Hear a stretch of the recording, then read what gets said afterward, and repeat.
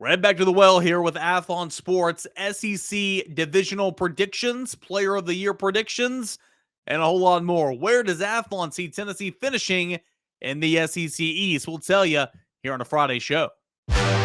You are Locked On Vols, your daily podcast on the Tennessee Volunteers. Part of the Locked On Podcast Network, your team every day.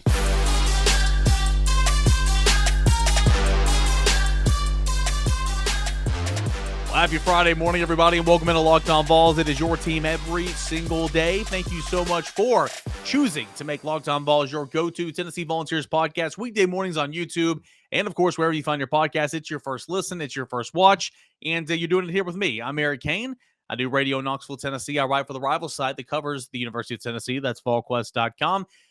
We got a lot to get into today. We're going to meet up with Ryan Schumpert of Rocky Top Insider coming up in segment 3 to get us set for Tennessee and Notre Dame and the Super Regionals coming up later tonight. So he does great stuff there. Tennessee just 2 wins away from advancing on to Omaha for the second consecutive year. And, we're going to get into some SEC football predictions and a whole lot more today on Locked On Vols, which is brought to you by BetOnline. BetOnline's got you covered this season with more props and odds and lines than ever before. BetOnline.net, it is where the game starts. All right, Athlon Sports. Where do we believe that they had the Tennessee Volunteers picked to finish the SEC East? Well, I'll tell you, we'll go in descending order. We'll keep up the anticipation a little bit. 6th in the SEC East. Athlon believes that will be, 7th, because, there's 14 teams. You split that in 2, there's 7. 7th will be Vanderbilt. No shocker there. 6th will be Missouri. No shocker there. That's how they finished the 2021 campaign. A little bit of a shocker here. 5th, South Carolina. What all happened to the offseason hype of Shane Beamer? What all happened to the offseason hype of Spencer Rattler? How can Spencer Rattler win the Heisman Trophy and his team finish 5th in the SEC East? I don't get it. Do you guys? I don't quite understand it, but that's kind of the situation down there over in Columbia, South Carolina. We'll see. Shane Beamer's done nothing but prove me wrong so far. And granted, it's only been 1 year. I recognize that, but he's done nothing but make me look stupid because I said that they would win 4 games last year, and they finished with 7 wins. So it kind of is what it is. I do think that they've added to their roster. They've obviously got better at the quarterback position with Spencer Rattler. They added Corey Rucker, wide receiver. They added Antoine Wells of James Madison, a really talented wide receiver. They've done a good job. They've added a running back as well. Josh Van, actually he's a wide receiver, and Corey Rucker. But nonetheless, they've added a running back as well. So we'll see at South Carolina because Florida to finish 4th in the SEC East this year, because I do believe Florida will struggle. It's year 1 with Billy Napier. I think they have talents on that roster. Athlon believes they will finish 4th in the SEC East. Let's see. I've got to see Anthony Richardson play competent and consistent football for a long period of time. I think sky's the limit for him. He'll be in the NFL. He's a talented player, but I need to see him play consistently. How do you adapt to Billy Napier's scheme in year number 1? All right.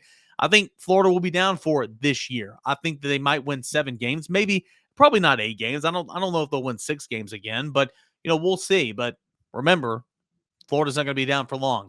Number 3, it's Kentucky. Number 3 is Kentucky. Athlon believes that easier cross-divisional schedule between the Kentucky Wildcats and Tennessee Volunteers, that Tennessee gets edge. Kentucky plays Mississippi State and Ole Miss in the cross-divisional opponents. Came up short last year against Tennessee at home. And Athlon believes that game in Knoxville will come down to decide who comes in second place in the SEC East. And, of course, Athlon believes Tennessee will win that game. So the Tennessee Volunteers will finish 2nd, and the Georgia Bulldogs will finish 1st, according to Athlon Sports. Here's what Athlon says about Tennessee, all right? Josh Heupel's debut was a successful one at Rocky Top. The Volunteers showed marked improvement on offense, averaging 39.3 points per game, up 21.5 points from the previous year. Also, thanks to the emergence of quarterback Hendon Hooker, Tennessee led the SEC in plays of 40-plus yards with 23 after collecting just 3 the previous fall. Again, I knew that stat already, but put that in perspective. Tennessee in 2021 had 23 plays of 40 yards or more. 23 times Tennessee gained 40 yards or more on a play in that season. The previous year, Tennessee had just 3 such plays. incredible. Absolutely incredible. It goes on. Hooker and Cedric Tillman um, are one of the top reasons for the optimism in Knoxville, with 4 starters back on the offensive line, hoping to improve after allowing 44 sacks last year. Although scoring points shouldn't be a problem for Tennessee, the defense has got to make major progress to push for 9 wins. The unit allowed more than 200 yards on the ground and 33.6 points per game in SEC play last season.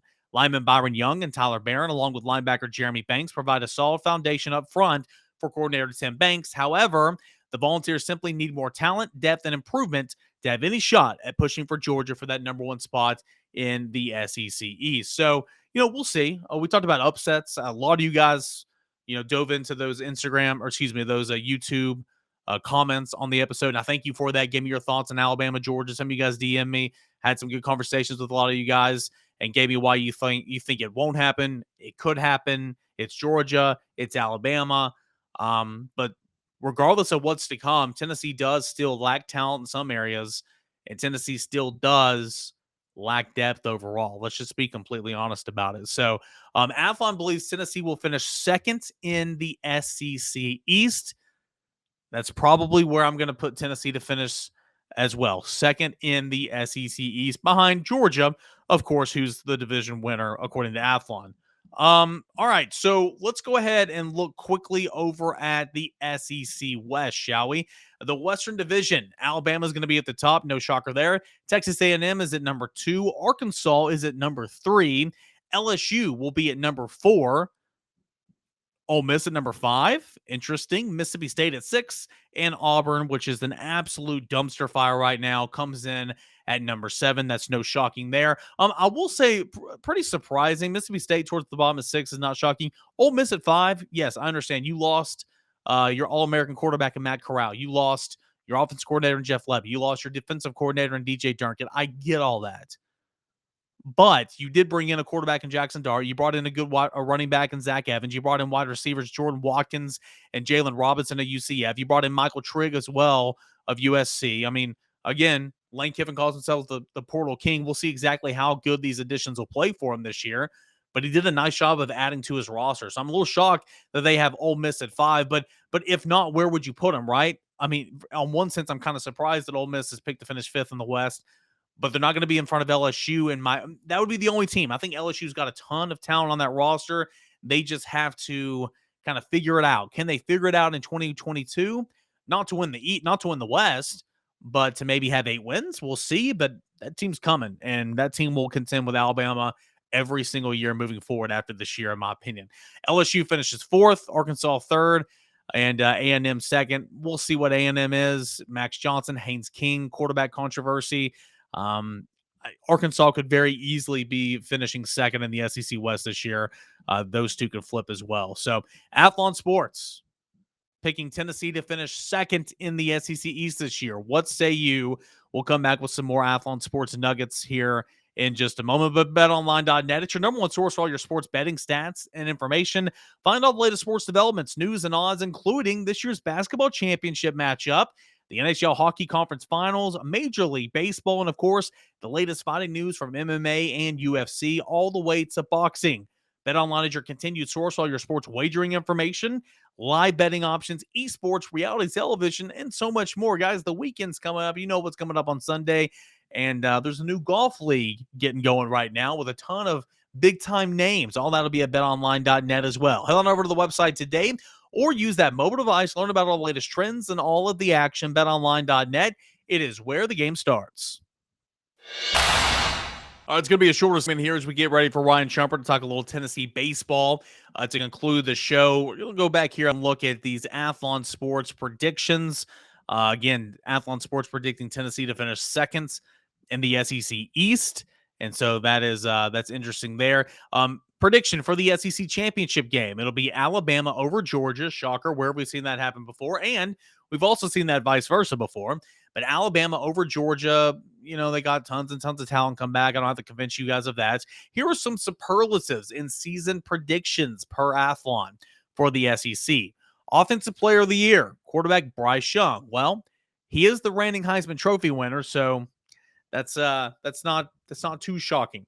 Defensive player of the year, Linebacker Will Anderson Jr. Guys, I know I've said this on the radio show countless times. I'm pretty sure I've said it on this podcast before. You don't have to like Alabama. That's fine. You don't have to like any other team not named Tennessee. That's fair. I'm telling you, respect good football players. Will Anderson Jr. is the best football player in the country. I'm telling you, I promise you. Will Anderson Jr. is the best football player in the entire country, and he was the best football player in the entire country last year too. Completely robbed of going to being a Heisman finalist, going to New York, getting on the stage. They gave it to Will, or not Will. They gave it to Aiden Hutchinson, who's a fine player. Ended up being selected number 2 overall by the Detroit Lions. But he had one game where he had like 8 sacks on national television, and that's why he was there. Solid football player, not saying he's bad, but Will Anderson Jr., top to bottom, was the best football player, in my opinion, in the entire college football last year, and he is entering this year. So Will Anderson Jr. is your defensive player of the year per Athlon Sports. Coach of the year, Nick Saban. So it's just been an Alabama fest up here so far, right? And here's the thing. Here's always the conversation. Should coach of the year go to the coach of the best team, or should coach of the year go to the coach of the team that overachieved the most? Like, that's why everybody thought like, oh, Josh Heupel should get coach of the year votes last year. I mean, I can hear that conversation, but Ole Miss, what it did, a 10-win season, it was picked to finish like 4th in the SEC West. He would have been my vote. And I know a lot of you guys like to make fun of me because I love Lane Kiffin, or you think I love Lane Kiffin. I just, I thought he had a good year last year, obviously. Sam Pittman, I believe, deserves that much praise as well, but they kind of fell off once they got all the way to number 8 in the country. Shane Beamer deserves a lot of praise as well. It's always a good conversation. Should coach of the year go to the coach with the best team, or should coach of the year go to the best team with the best players, the best recruiting, or again, though, you're a good coach to do all that. So again, or should coach of the year go to the coach in the conference that overachieves the most? Up for debate. You decide. But Athlon decides here that it's going to be an Alabama fest up at the top. Offensive player of the year, Bryce Young. Defensive player of the year, Will Anderson Jr. Coach of the year, Nick Saban. The top freshman is going to be Luther Burden of Missouri. It's a wide receiver. Top offensive newcomer. Oh, boy, do I agree with this as well. They split it, but running back Jahmyr Gibbs, Alabama. Shocker, right? Jahmyr Gibbs. Oh, my goodness. Is he a talented player? Oh, my goodness. From Georgia Tech. He is incredible. He is going to light up the SEC this year. If you've never seen him play, just keep this in mind. He wanted to come to Tennessee. Jeremy Pruitt wanted him to play running back or defensive back. He said, deuces, I'm going to Georgia Tech. And now he's at Alabama. The other one for offensive newcomer of the year, quarterback Spencer Rattler. Okay, I hear you, but if your team is going to finish 5th in the SEC East, you're not going to hold any type of award for being the best at something in the league, okay? Sorry. That's just my opinion on that one. Defensive back newcomer, cornerback Eli Ricks, Alabama. So far, we have 5 awards, 4 of which have gone to Alabama. Sleeper team, LSU. I do agree with that in a big way. Key position to watch, Alabama offensive line or Texas A&M quarterbacks. Alabama offensive line is replacing a lot of talented players like Evan Neal, who was a top 10 pick. Texas A&M quarterbacks, absolutely. Is it going to be Haynes King? Is it going to be Max Johnson? We don't know yet. The drama. Best coordinating hire, DJ Durkin, defensive coordinator from Ole Miss to A&M. DJ was like, I'm out of here, Lane. See ya.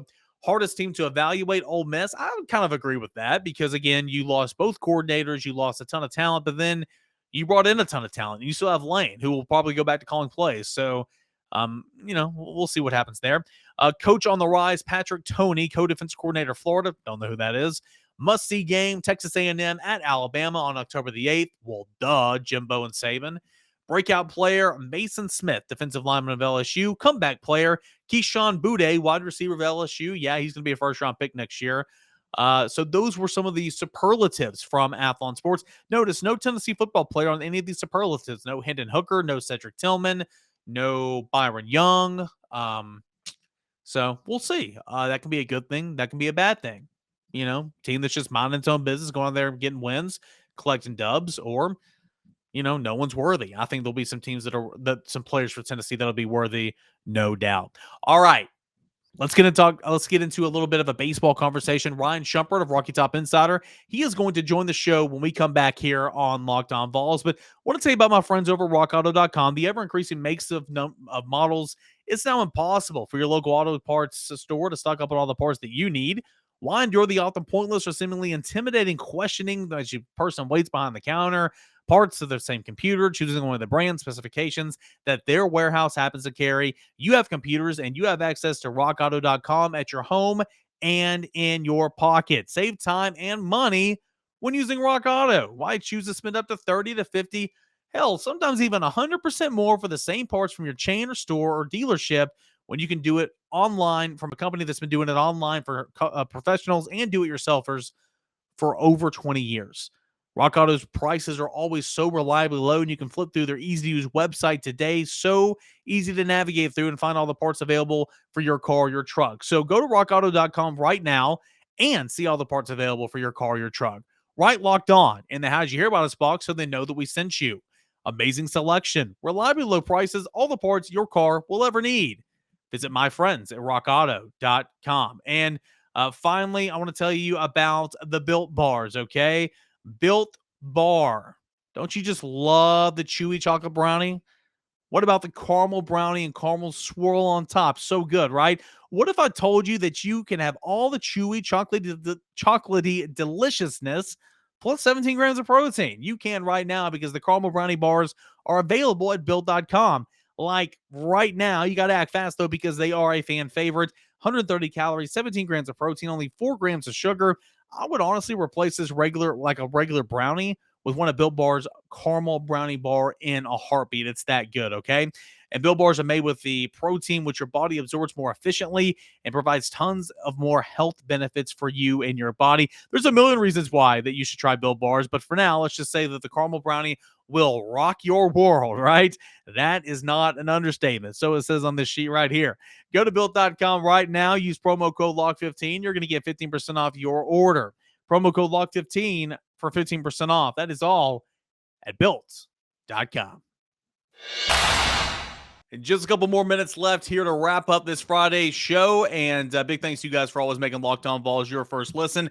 A monster weekend approaching for Tennessee baseball in the Super Regionals. Tonight, 6 o'clock, Tennessee will take on Notre Dame. It'll be Blade Tidwell on the mound. Tomorrow, 2 o'clock Eastern time in the afternoon, Chase Dollander will be on the mound. And if needed, there will be a Game 3 on Sunday. But Tennessee just 2 wins away from Omaha, making it back-to-back trips to the College World Series. That's what's on the line here this weekend. And to tell us all about Tennessee baseball, my good buddy Ryan Schumpert of Rocky Top Insider. Ryan, what's going on, man? Not much. Just like you just previewed pretty well. Big weekend of baseball doesn't get at least on the campuses doesn't get any bigger than this weekend, and it should be a lot of fun between Notre Dame and the Vols.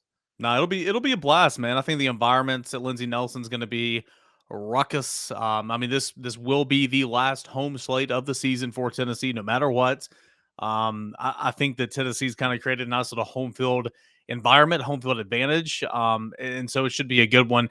We'll get into Notre Dame here in just a moment, but I want to talk about kind of what some of the things that Notre Dame's been saying. Their head coach kind of came out and had a press conference the other day, and he said some things that is definitely bulletin board material. I don't even think he meant to say them. I think it was unintentional. Had an outfielder that said Tennessee should be scared of us. I mean, again, if you're Campbell and you're making fun of the shade of orange, that's fair. Campbell was not expected to make it out. You're Notre Dame. You're a good team. Act like you've been there, right? Yeah, I do think so to a degree. It's interesting, like you said, with Wink Jarrett, Notre Dame coach. I don't think he hardly really knew what he was saying when he was saying it. I think he was really more just trying to. I think that was a message he was trying to express to his team to kind of instill confidence in them. And I don't think he really thought it through, saying it to the media and how that would come off. And yeah, I mean, it's bulletin board material, but at the same time, at this time of the year, who needs bulletin board material? I mean, it's the Tennessee team that's going to take it in stride. Obviously, we've seen them do that whenever they feel like they've been disrespected this season. But at this point in the year, lay it out there. Maybe not from the coach, but the players, I like it. Talk a little bit of trash. John Michael Bertrand, I believe is his name, Yeah. graduates. He is the ace for Notre Dame. He's going to get the nod on Tuesday, on Saturday in Game 2. And it's going to be Austin Temple, another graduate student that's going to pitch on Friday night. If they have a Game 3, we're not really sure who will who will get the ball for Notre Dame, but they've got a ton of options. I think the pitching is really, really solid top to bottom. Lineup is not as dangerous as, especially the Georgia Techs, the Campbells even. I mean, it's fine, but it's not that dangerous. But the pitching is what sticks out about this Notre Dame team. Yeah, absolutely. I think if you had to compare them to an SEC team, it would be Vanderbilt. And I think they have a little bit more pitching on the Mhm. mound, but similar to they have good arms, as Vanderbilt always does, but just not a ton of pop in the lineup. And I think they have a handful of guys, 3 or 4 with double-digit home runs, no one with more than 12, I believe. So just not a lot of big-time pop in that lineup. Jarrett today in his press conference kind of attributed that some to the home ballpark and the wind blowing in there a lot. I don't know how much that has to do with it, but no, you're right. It's about what they do on the pitching with their pitching staff, and I think you hit the nail on the head with how deep they are. And I think that's when I saw them in the Statesboro region against Georgia Southern. I thought this is a pitching staff that has the arms to get you through a regional. That's why I thought Tennessee. I never saw anyone being able to beat them in regional just because the number of arms Tennessee has. I think some of that gets neutralized a little bit this weekend. You're coming into a 3-game series, only 2 games are guaranteed. You only know how many. If you get good starts like you expect, there's only so many guys deep you're going to go. So I do think certainly, like you said, pitching staff's the big strength, and I think certainly the depth, which is a little bit counteracted by a 3-game series. Yeah, on that note, and this is kind of I mean, this isn't really a big time capital J hard hitting question here, but how important is Blake Tidwell? How important is Chase Dollander? Not only for Dollander to bounce back, but with how good those pitchers are on the other side to keep this a low scoring game. Keep the, play complementary baseball. If the bats are slow to the gate like they were last weekend at times, keep them in ball games. I think that's huge for obviously Tennessee's 1A and 1B starting pitchers. No, I think you're absolutely right, and it's just because of what you said. If the bats start slow, like last week, I think it's going to be a lot harder time crawling out of a 4-0 hole against this pitching staff. Not to say that you can't do it, but even in that Georgia Tech game on Sunday, there was a sense if Tennessee gets to the bullpen, Georgia Tech's running low on arms. Tennessee's going to have chances, and they had chances throughout that game. They really just couldn't kick the door down. That was the biggest issue more than anything. They had base runners all game. That's not going to be. It's going to be a lot harder. Notre Dame, like we said, deep with the arms, and I think when you look at Blade Tidwell. I think he's coming off one of his better starts of the year, obviously against a little bit. They were a little over. Alabama State was a little bit overpowered by what he had, and he hasn't stacked a bunch of really appearances on top of each other this year. Obviously, it's been a shorter season for him, and he hasn't been starting the whole time. So I think you worry about the consistency with him there, and obviously, like you said, that's opening up the weekend. And then Dollander, it's obviously really important, but I feel very good about what Chase Dollander is going to do. I think he's going to bounce back in a big way, and he's had the consistency. I mean, that was the first start he has really that hadn't been excellent since he came back from injury. Since Baylor.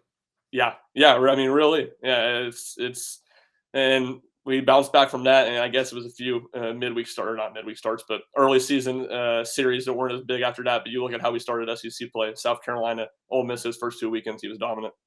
Yeah, but I'll take my chance with Chase Dollander anytime he wants to go out there and throw. So, I think Tennessee will be fine there. Hey, last thing on the offense. Again, an offense that's fine. It's not. I mean, honestly, it's not even comparable to what Georgia Tech was. I mean, Georgia Tech was in another stratosphere compared to this lineup, but it's not like they're horrible. One thing that does concern me, if you're a Tennessee fan, Ryan Cole at the top, and then the bottom you've got Spencer Myers. Spencer Myers only 7 stolen bases this year. Doesn't get on base an awful lot, but 63 steals in his career. Ryan Cole, 20 stolen bases at the top of the order. I mean, again, it's something that Tennessee struggled with at points in times this season. Run management, Evan Russell behind the dish, the pitchers and all that. I mean, that's going to be, if I'm Notre Dame, I'm running. And I feel like, do you think that's going to be a strategy for them once they get on?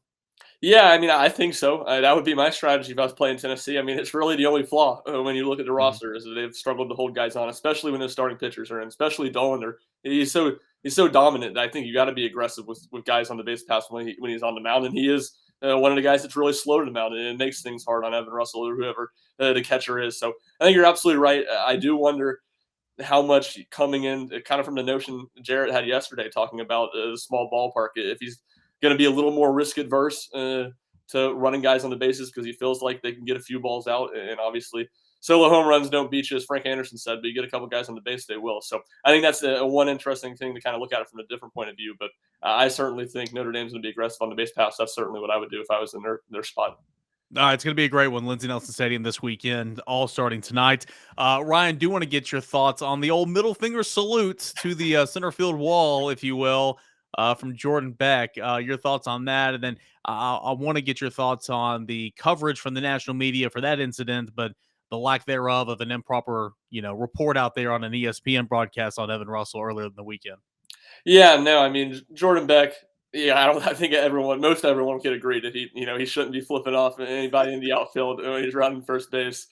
Certainly a humorous incident that it's kind of funny from our point of view. I don't think I knew that it happened, but it didn't sink in my mind for a while. It's the ninth inning. Tennessee just took the lead. We're working to change our stories up in the press box, and it kind of didn't sink in until really his press conference when he had the old I blacked out after I hit the ball argument. But yeah, I mean he shouldn't be doing that. I would think someone at Tennessee would have talked to him and told him that. But a lot of outraged people, I think, who were looking to be outraged just, I guess, on Sunday night on Twitter about that. And certainly was very over the top. And like you kind of alluded to, there didn't seem to be near the outrage with the ESPN announcer, falsely saying that Evan Russell had tested positive for PEDs and the whole Tennessee team was coming in to get tested. Like their whole tournament or their whole season was about to be on the brink of getting taken away for people for cheating, essentially. So I found that ironic, and I think everyone agreed that both of them shouldn't be happening. But there seemed to be a little bit more vitriol directed at a college kid at a competitive moment than an adult.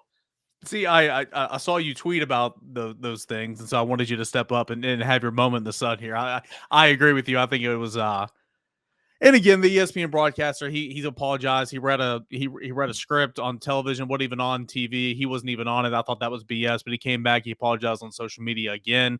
Everybody makes mistakes. I'm not perfect. It is what it is. But at the end of the day, that's fireable offense. I mean, it is what it is. Like, and I know that I'm not trying to be all super dramatic about it, but I mean, how in the world do people get to do that and keep their jobs? That right there is complete BS. So that's just kind of my thoughts. I'm not saying that I want the guy fired. I'm just saying that 100% is a fireable offense. And in today's world, people get fired for a lot less, right? Yeah, definitely. I think a lot of it's kind of a testament to the lack of college baseball people that ESPN has. I think they're obviously very thinly stretched in regional weekend, and I just don't think that they have a lot of options. And you see that on the games that are streamed on ESPN3 aren't on SEC Network during the season. They're always very one-sided from whatever team is hosting typically standpoint. And even though it wasn't Arkansas hosting in Stillwater, it wasn't our former Arkansas player on an Arkansas broadcast. Yeah. So, I mean, this is what it is. I know that's kind of the rearview mirror, but I want to get your thoughts on that. But just an ugly situation that was said on a broadcast for a game in a region halfway across the country. Made no sense, but it is what it is. He's Ryan Schumpert, and he'll be doing all things Tennessee Notre Dame this weekend at Rocky Top Insider. Ryan, thanks so much, man, and be sure to give him a follow. rshump00 on Twitter. Thanks, dude. Yeah, I appreciate having me on. Enjoyed it as always. Ryan Schumpert, been a couple of minutes. It's probably been a couple of months since we've had him on. Always does a great job. He is a recent graduate from the University of Tennessee, so congratulations to him on that. Hey, that's going to do it for this edition of Locked On Vols. As always, thanks so much for making Locked On Vols your first listen each and every day. Now, for your second listen, Locked On NBA Big Board Podcast. It gives the fans the in-depth look into the biggest prospects, the latest player rankings, and, of course, the big boards. Follow Locked On Big Board every single day on the Odyssey app, YouTube, and wherever you find your podcast. Guys, thanks so much. Enjoy your weekend, and we will talk about everything that happened in the Knoxville Super Regionals and the world of sports on Monday.